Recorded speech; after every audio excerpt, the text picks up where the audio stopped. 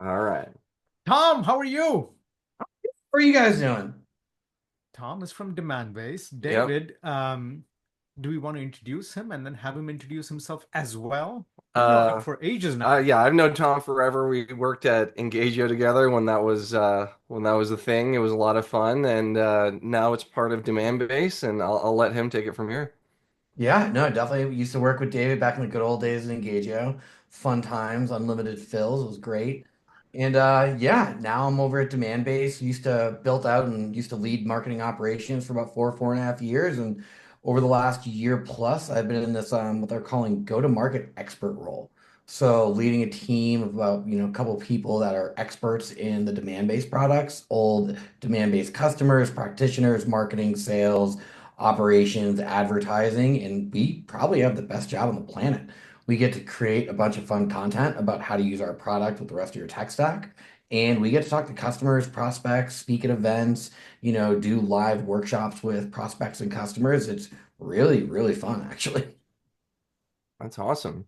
Wait, uh, so it's like aggregating the intelligence of your customers, and then like kind of putting it forward both to like try and get new people and educate existing. Yeah, like if you think about the OG like Marketo user group concept, right? It was having customers talk to customers at customer offices. But Yeah. we have that same info and now we're not going to offices as much. So we're Zoom calls or Microsoft Teams or Google Meet calls with, prospects that have questions, with customers that are trying to like redo a strategy or break into new markets or want to learn more about features with a data lake or a new CRM or a new piece of technology they're bringing in, or maybe they just need someone to go talk to their CMO, their CEO, their CSO around why an ABM strategy. Okay. Will you guys act? Will you guys be in on like sort of live sales cycles sometimes, like sort of like Barry's doing, sort of like solutions, but with real world examples, or 100%. So okay, last year, the team did over 1,300 calls, whether it's, yeah, prospect. Wow. That's only between about six people. And we had more last year that we like converted to other roles of the department. So we're brought in pre-sales and post-sales, whether there is an opportunity or not. Um, yeah, it really depends on the role of that expert. And then some of us just, sit down with customers and talk about adoption or strategy or issues they might have. okay, that's So very cool. it's less of an internal role. It's more of a customer facing role. Usually marketing ops, GTM, they tend to be roles that are, oh, fix this and make my CRM better or something like that. That's Yeah, that's not his role. no, It used to be, but they were like, you're great at talking to people and showing them, how to do these things that you've done. So everyone on the team used to be a go-to-market practitioner. Um, okay. some of them have been in the role for 3 years. I've only been in the role for 1 year. So we've all sat in the out of the office, talked about pipeline, talked about win rates, deal velocity, trying to take siloed data in Excel sheet and push it into something else. We've done it all. Talk us through what your stack looks like. And we wanted to talk today about one specific topic, the GTM engineer. hmm Uh, what is it? What do you think it is? What do you like about it? What do you don't like about it? Have you heard customers talk about it? Let's walk through all of that, but let's talk through one at a time. Um, what does the stack look like now in 2025? Well, I'm hoping you're going to see it as another Stacky Award winner next month when it comes out. Submitted a really, really great graphic for it. Um, Go for it. Throw it up. Throw it up. throw it up. All right, give me 1 second here. It's always a good thing. Yeah, Here we go. gotta keep this interactive. Yeah, let me yeah, so this is our Martech universe, our AI powered Martech universe. So you can see demand base kind of at the center of it all, that go-to-market engine. And we broke it out really by the different concepts of which the tech is used, right? Starting with advertising, social, customers, sales, the website, our data, marketing, content, and analytics. And basically, we chose the planets based off the number of technologies that power that planet, right? So Websites Jupyter, it's the biggest, it has the most content. Now, some things are interesting, like we have Salesforce and customers. Salesforce is used for many, many things, right? We have Demandbase in a lot of different places because it's used for many, many things. So you can see all these little blue little lines where we are personally using AI within that technology. So we have AI literally everywhere. I think the only two places, or the only place that we really need to get better at is like in our social and analytics, but it goes to one place because we have Tableau, right? So Tableau does a ton of stuff for us. Demandbase does a ton of AI with social, right? Same thing with advertising. So we're using it in a lot of different places. And it's interesting you brought up go-to-market engineer, because I think it was in like 2023 at Forrester. I had this conversation with a Forrester analyst and I threw that term out and I thought I was super cool for like it, and apparently everyone uses it now. But I just thought about it as like, okay, what does an engineer do? An engineer props like the standard like tech engineer, right? Creates product that drives revenue, right? They work in sprints, they're very technical, and at the end of the day, it was a selfish thing. I want the go-to-market ops teams to get better salaries, to get more shares in a company. Because if the whole world of a tech company is front end, back end, right? Go-to-market's front end, engineering's back end with product. Back end gets all these benefits. The front end, not so much, right? Yeah. The director of marketing ops doesn't see, they're not hired in the early stages of companies, even though that's dramatically changing nowadays. But they don't get the $500,000 salary. But look at how much tech they're in charge of, right? This is so much tech. We're talking over 30 pieces of technology here. Yeah. They're enabling the whole company to do what? Drive revenue. What does engineering do? They create a product that helps the company drive revenue. In engineering, really, this is going to sound very biased, and I'm probably wrong about this, and engineers are probably going to be very upset with me.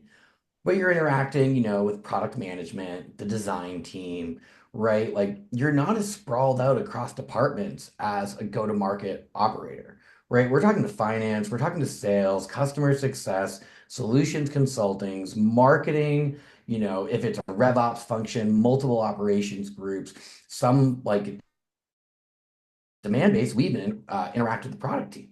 So if we're that sprawled across an organization, why are we not seeing that same value that a back-end engineer might see? Yeah. That's the interesting part of this. When you look at this, by the way, this almost feels like a iceberg and below the water type of a Oh, thing. yeah, a little bit. Yeah. It seems like there's a ton of these solutions that they're using for different things. And there's a bunch of things that I was thinking, that's not in there. That's not in there. For example, we manage our podcast with a bunch of different solutions that do cutting, editing, pasting, and everything else. I'm like, oh, none of them seem to be there. But the point being that these are the enterprise-wide solutions that they use besides the individual and team solutions. So, for example, if you look at the content team, I'm pretty sure they use some combination of their analytics just for different things that they do themselves, right? Am I right, Tom? 100%, right? Some of those analytics tools are reporting on things that they do. But in a perfect world, right, the go-to-market engineer, the operator, is highlighting those things, right? Because when you get into large enterprise groups, the worst thing we can have is two different teams reporting on a similar thing. Like the content team saying, oh, these many people viewed this ebook. And then we have a MOPS person saying, oh, well, this is how many people viewed that ebook, and they're dramatically different. The other question I have is there are some places that I would have thought you put an arrow to. Canva has some AI stuff. Just an example, I'm picking two, not Yeah. anything else. Canva has some AI stuff, so does Grammarly. Is there a reason Mhm. why you didn't put an arrow against them, or is it that you're not using the AI capability across the company? It's because we're not personally using it at this time. Got it. Yeah, no, this is pretty cool. This is driving a 200-300 million dollar revenue run rate base, Yeah. Yeah. Mhm. right? You need, the other day, if you see there, Tom, the interesting question I have is this is what, roughly about 50, Yeah, 60, something like that. It something looks like like that. that. Yeah. 50, 60, something like that. I saw a company. they're an agency. They put together their stack that they use just for outbound email, just for that. Yeah, 23 tools just for outbound email.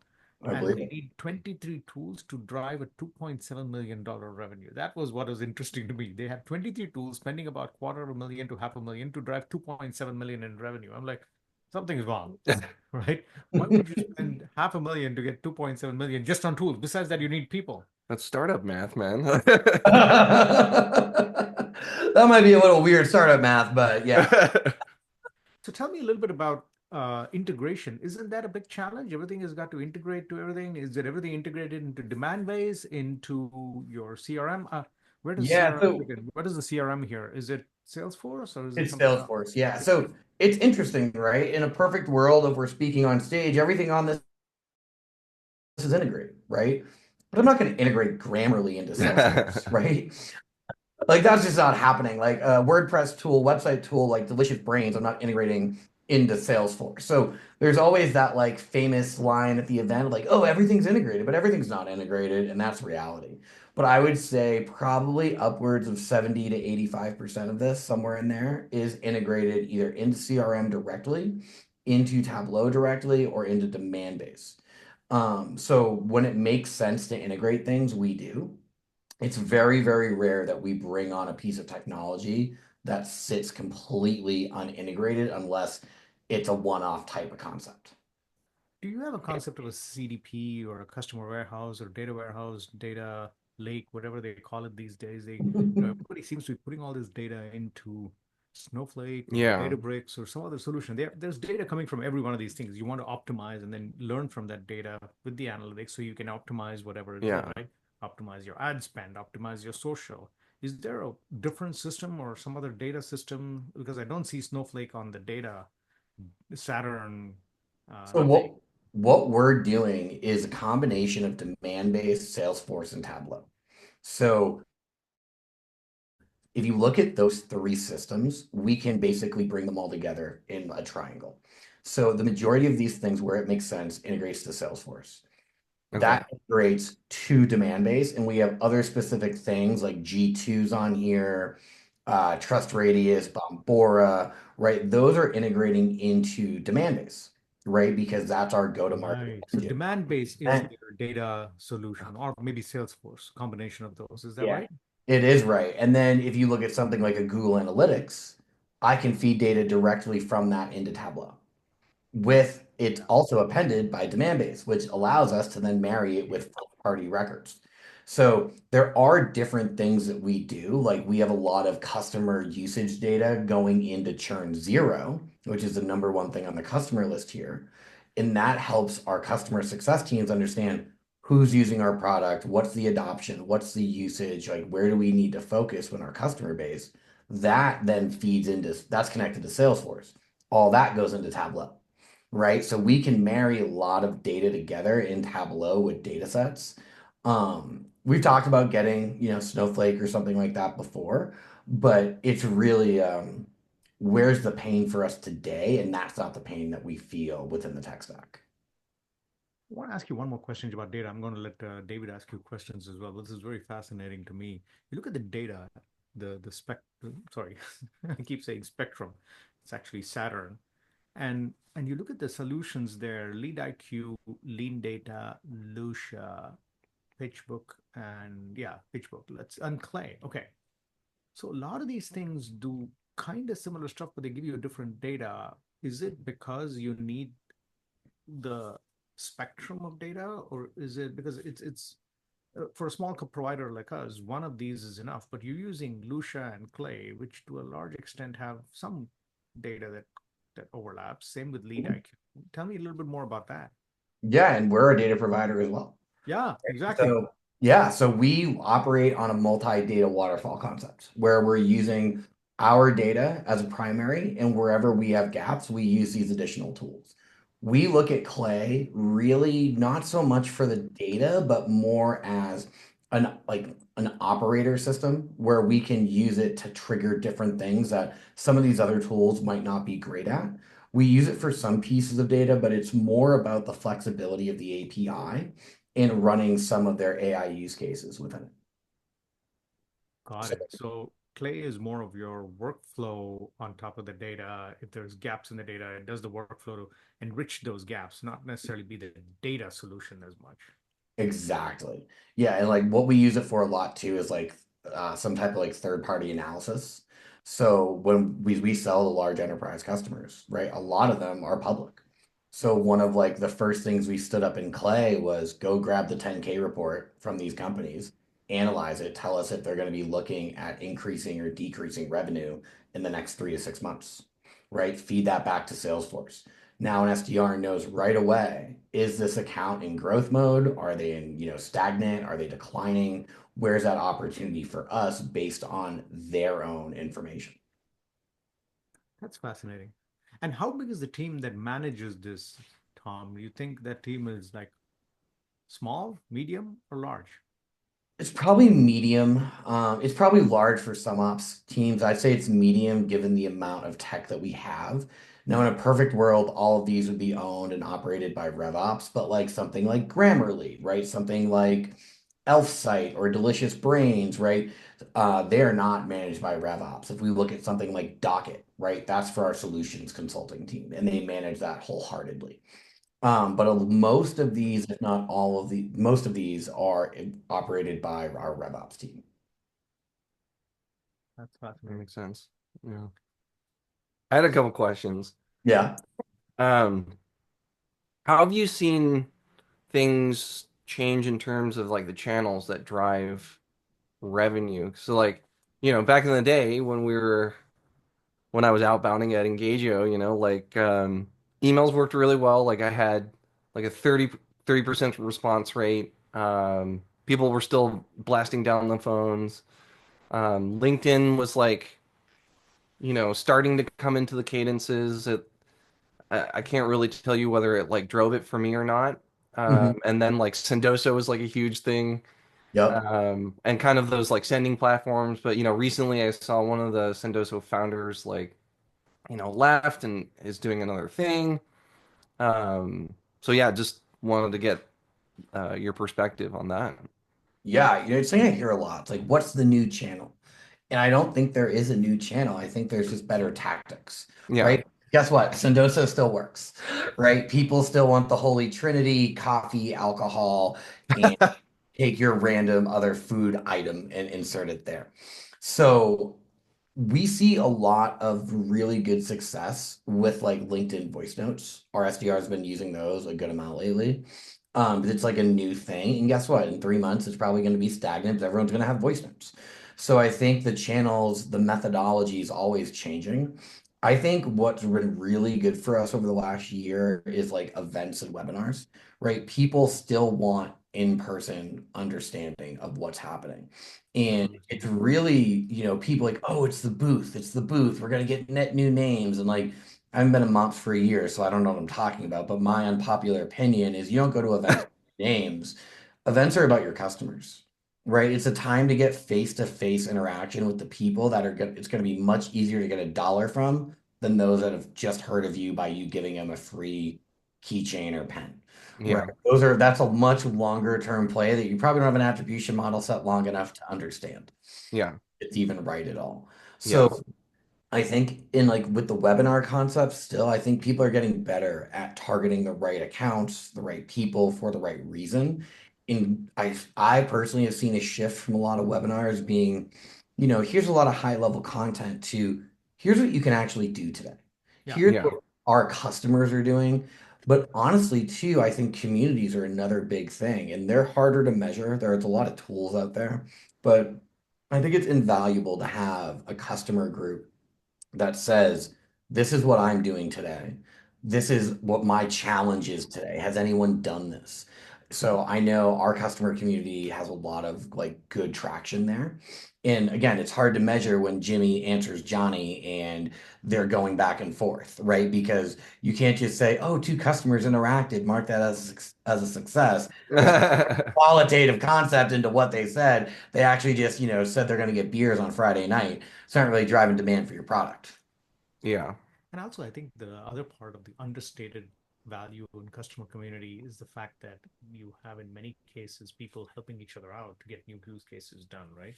So you want to have that, not because it's easily measurable as to what the ROI is, but more because it drives the overall brand to get an uplift from the fact that they are all being able to help each other under an umbrella of which may be your brand.